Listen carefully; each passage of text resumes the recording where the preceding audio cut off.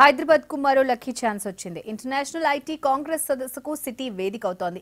Europe దేశాలతో పోటీ పడిన ఇండియా ఈ అవకాశాన్ని దక్కించుకుంటే మన దేశంలో నిర్వహించే అవకాశం భాగ్యనగరానికి దక్కింది. దీంతో 2018లో జరిగే ఐటీ కాంగ్రెస్ పై పక్కా ప్లానింగ్ కు రెడీ అవుతోంది స్టేట్ సర్కార్.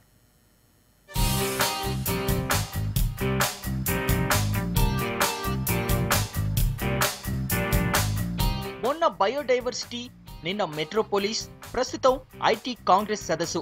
హైదరాబాద్ మరో వరల్డ్ కాంగ్రెస్ కు రెడీ అవుతోంది. ప్రపంచంలోనే అత్యంత ప్రతిష్టాత్మకమైన ఐటీ సదస్సు 2018లో సిటీలో జరగనుంది. రెండేళ్లకోసారి జరిగే ఐటీ కాంగ్రెస్ ను నిర్వహించేందుకు ప్రపంచ దేశాలు పోటీ పడతాయి. అయితే యూరప్ దేశాలతో పోటీ పడిన ఇండియా 2018లో నిర్వహించే అవకాశాన్ని దక్కించుకుంది.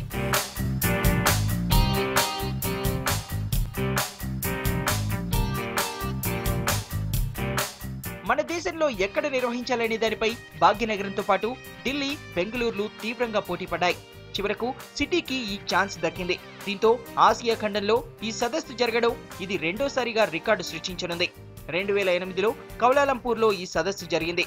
10 ఏళ్ల తర్వాత 2018లో హైదరాబాద్ లో మరోసారి కాంగ్రెస్ జరగనుంది. దీంతో ఐటీ సదస్సు కోసం కేంద్ర ప్రభుత్వ సహకారంతో ప్రతిష్టాత్మకంగా నిర్వహించేందుకు రెడీ అవుతోంది స్టేట్ సర్కార్.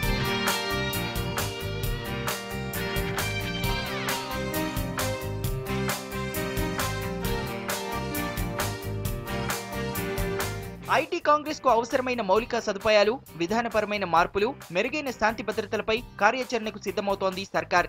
ఈ అవకాశాన్ని హైదరాబాద్ ఐటీ డెవలప్మెంట్ కు వాడుకోవాలని సర్కార్ చూస్తోంది.